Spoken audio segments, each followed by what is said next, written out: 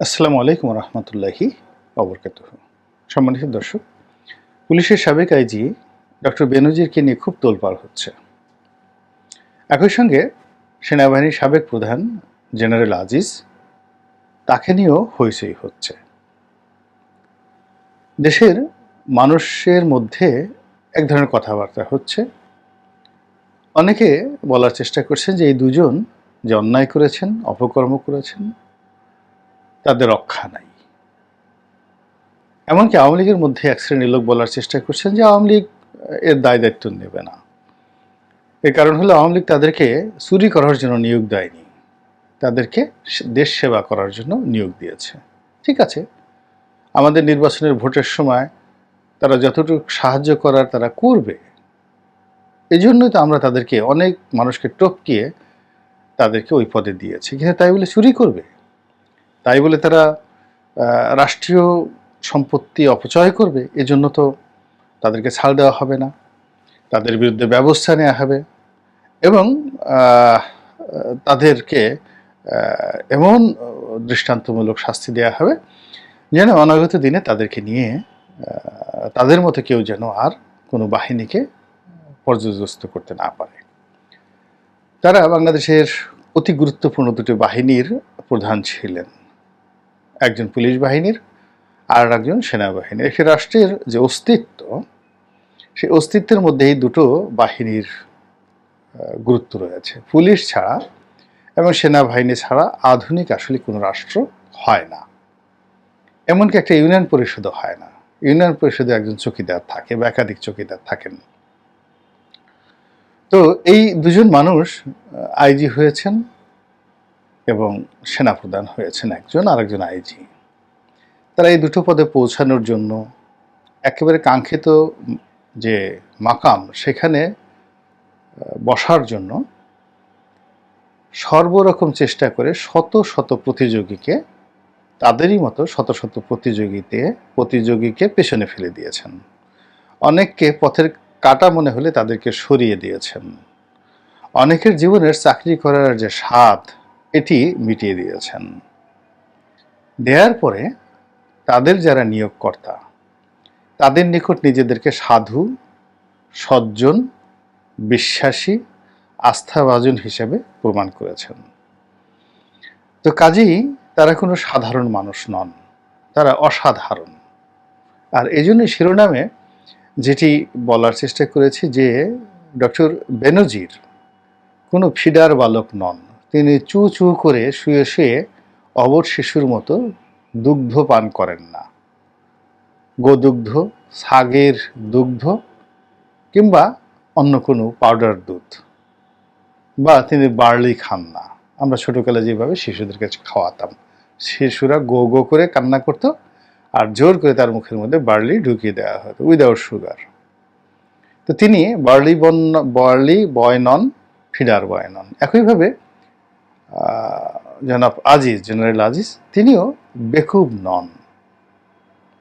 তিনি যথেষ্ট বুদ্ধিমান, যথেষ্ট কৌশলী, যথেষ্ট যাকে বলে সাহসী, প্রো পিউপিল।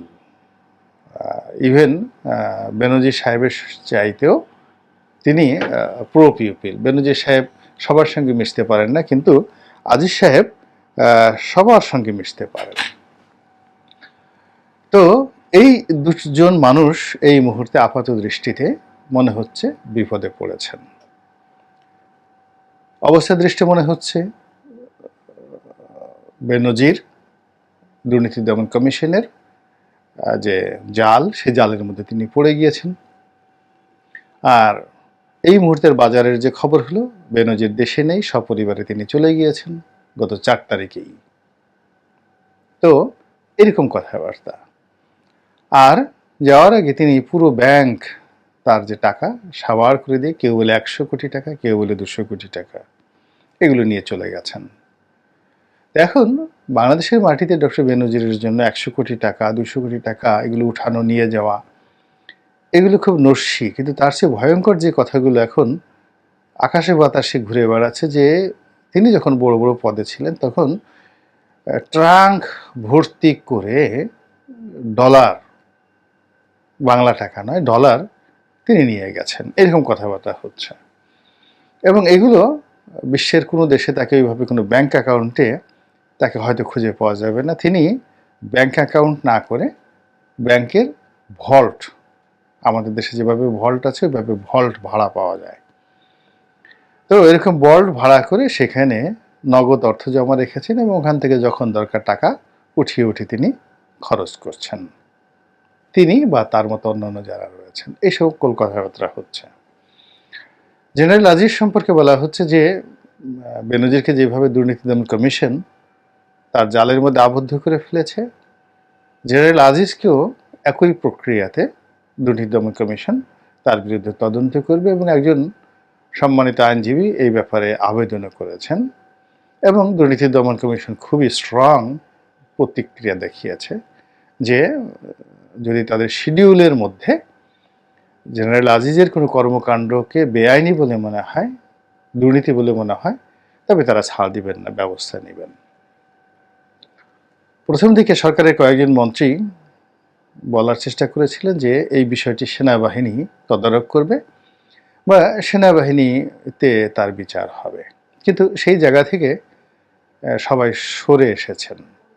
এখন জেনারেল আজিজকে সেনাবাহিনী থেকে আলাদা করার চেষ্টা করা হচ্ছে এবং বলা হচ্ছে যে এটা তার একান্ত ব্যক্তিগত কর্ম, এর দ্বারা সেনাবাহিনী কোনো ক্ষতিগ্রস্ত হয়নি এবং সেনাবাহিনী এর সাথে জড়িত না এবং সেনাবাহিনী কেন এর দায়িত্ব নেবে।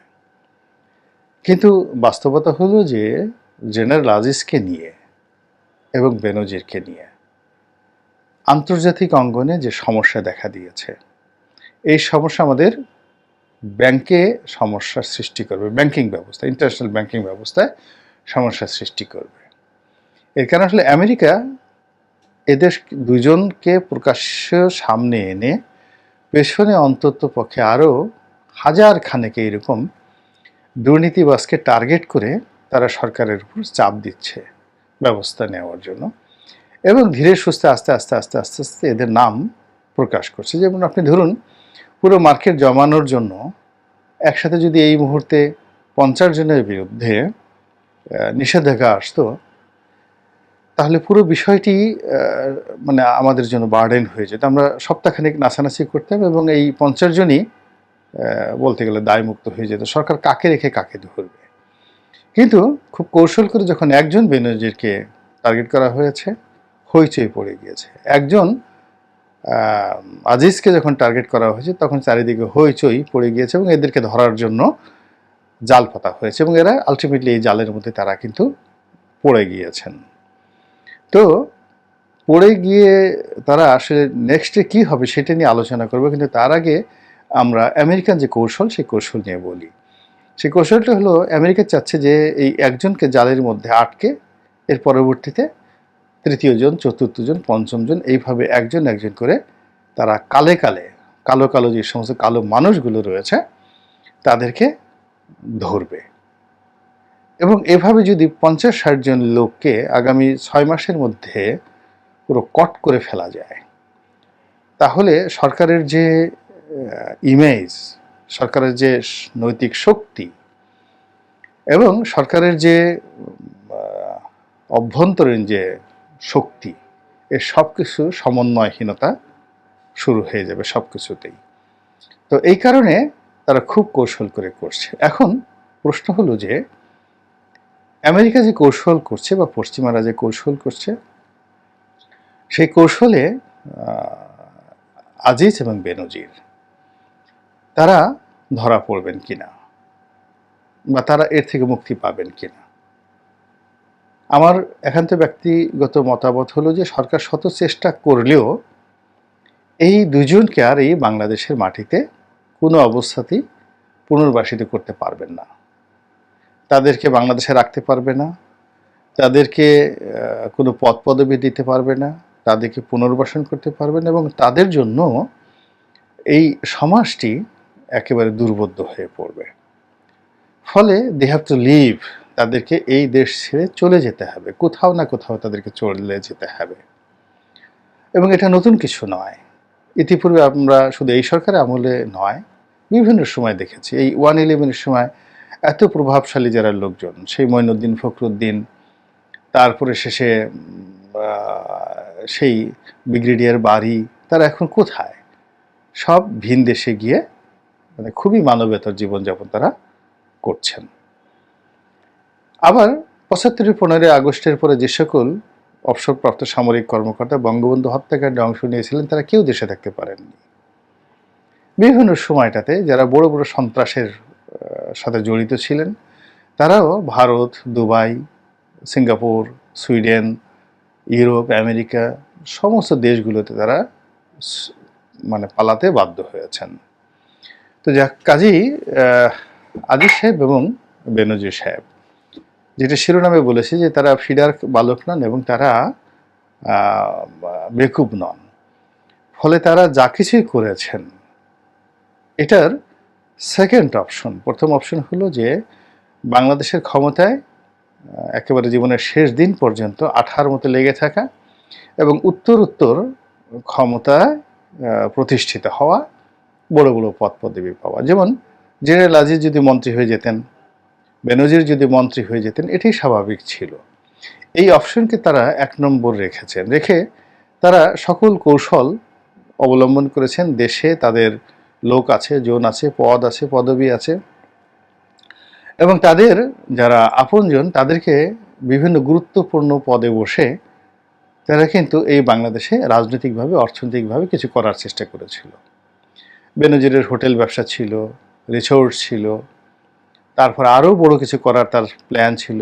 সে টেলিভিশন চালাবে, পত্রিকা চালাবে, এরকম মহাপরিকল্পনা। জেনারেল আজিজ কী করেছেন আমি সেটা এখনও বলতে পারবো না, বিকজ তাকে নিয়ে এখনও ওইরকম কেউ মাতামাতি করতে সাহস পাচ্ছে না। কার্যত সেনাবাহিনী এখনও তাকে ওন করছে, যেটি পুলিশ বাহিনী বেনজির ক্ষেত্রে ঘটেনি। তো ফলে কি হচ্ছে, বেনজিরকে সেকেন্ড অপশন, সেই সেকেন্ড অপশনে তাকে যেতে হয়েছে, অর্থাৎ দেশ ছেড়ে পালাতে হয়েছে। তো এখন দেখুন, দেশ ছেড়ে পালাতে গিয়ে তিনি যে কৌশল অবলম্বন করেছেন এবং তিনি যে বুদ্ধিমত্তা দেখিয়েছেন এবং ক্ষমতা দেখিয়েছেন, যে একটা টু শব্দ করার ক্ষমতা কারো ছিল না। তিনি একেবারে বীরের মতো বাংলাদেশ ছেড়ে চলে গিয়েছেন। এবং অবাক করা বিষয় হলো যে তিনি যাওয়ার সময় একেবারে তার যারা মানে তাকে নিয়োগ দিয়েছিল, সে নিয়োগকর্তাদের মুখে এমন সিল মেরে দিয়ে গেছেন, এমন কুলুপ এঁটে গিয়েছেন, এখন কেউ আর তার ব্যাপারে ইতিবাচক কথাও বলতে পারছেন না, নেতিবাচক কথা বলতে পারছেন না। যেভাবে ধরে নিয়ে আসবো তারেক জিয়াকে, ধরে নিয়ে আসবো অমুককে, এর বিচার হবে, ওর বিচার হবে, ওকে ছাড়াছাড়ি নাই। তো এই বিষয়গুলো নিয়ে কিন্তু যারা এই সকল বড় বড় কথা বলে, তারা একটিবারের জন্য কেউ বলছে না যে বেনজিরের ছাড় নাই, বেনজিরকে ধরছি তো ধরছি, একে দেখে দেব, আমি যদি জীবিত থাকি বেনজিরের বিচারে বাংলার মাটিতে হবে। কেউ কিন্তু এই কথা বলার সাহস এখনো পাচ্ছেন না। তো কি পরিমাণ সে দুধ খেয়ে বেনজির তার যে সিনা এটাকে উঁচু করেছেন, এটি কি বাঘের দুধ নাকি গন্ডারের দুধ নাকি সিংহের দুধ খেয়ে তিনি এইরকম একটি সিনা তিনি বানিয়ে ফেলেছেন। তো কাজেই তাকে কেউ স্পর্শ করতে পারেনি। আবার অন্যদিকে আজিজ সাহেব এখন এমন একটা পর্যায়ে আছে যে তাকে নিয়ে কেমন যেন কথা স্তব্ধ হয়ে গেছে। বেনজির সাহেব একেবারে সগৌরবে বাংলাদেশ থেকে চলে যাওয়ার পর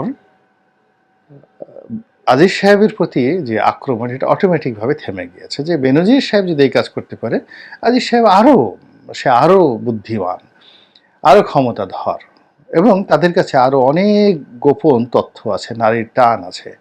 তাদেরকে টান দিলে কতজনের পাঞ্জাবি খুলে যাবে, কতজনের শাড়ি খুলে যাবে, কতজনের পেটিকোট ব্লাউজ নিয়ে টানাটানি লেগে যাবে, এই মানে তছনছ অবস্থা হয়ে যাবে। তো কাজেই তারা যা কিছুই করেছেন পরিকল্পনা করে করেছেন, বুদ্ধিমানের মতো করেছেন। ফলে আমরা যারা ফিডার বয়, আমরা যারা চু চু করে এখনও ফিডার খাচ্ছি, তারা ছাগলের 3 নম্বর শিশুর মতো কখনো লাভ দিচ্ছি ডান দিকে, কখনো বাম দিকে, কখনো মনের আনন্দে, কখনো ভ্যা ভ্যা করছি, কখনো ম্যা ম্যা করছি, কিন্তু তারা তাদের কাজটি কিন্তু ঠিকমতো করে গিয়েছেন। আর অন্যদিকে এই পুরো ঘটনাটিকে আই ওয়াশ হিসেবে ব্যবহার করার জন্য, মানে এটা দেখিয়ে জনগণকে বোকা বানানোর জন্য যে একটা পরিকল্পনা করেছিল, তারাও ভীষণ রকম দুঃখ পেয়েছেন। এই কারণ হলো তাদের সেই আই ওয়াশ প্রকল্প সম্পূর্ণরূপে ব্যর্থ হয়েছে। এর কারণ হলো যে যাদেরকে টার্গেট করে, যাদেরকে খেলে, যাদেরকে নড়াচড়া করে মানুষদেরকে আনন্দ দেওয়ার যে একটা ব্যবস্থা নেওয়া হয়েছিল, কিংবা যাদেরকে পুতুল নাচের পুতুল বানিয়ে লোকজনকে একটু যাকে বলে নেশার মধ্যে, একটু আশার মধ্যে, একটু সাসপেন্সের মধ্যে, একটু রোমাঞ্চের মধ্যে রাখার যে পরিকল্পনা হচ্ছিল, সেই পরিকল্পনাটাও পরিপূর্ণভাবে ব্যর্থ হয়েছে। ফলে আই ওয়াশ প্রকল্প দিয়ে কোনো কাজ হবে না।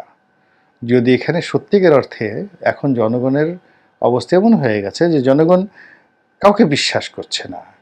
এমনকি যদি কোনো অপরাধীকে এরকম অ্যাট্রাকটিভ, জনগণের কাছে খুব অ্যাট্রাকটিভ অপরাধীকে যদি কেউ মানে ফাঁসিতে লটকায় এবং তার যদি প্রকাশ্য সমাবেশে ফাঁসি হয়, ফাঁসিতে যদি সেই লোকটি মরেও যায়, তবুও জনগণের অবিশ্বাস এমন পর্যায়ে চলে গেছে, বলছে যে ও মরে নাই, ওর গলার মধ্যে লোহার কোনো কিছু লাগিয়ে দেওয়া হয়েছে, লোহার চামড়া লাগিয়ে দেওয়া হয়েছিল।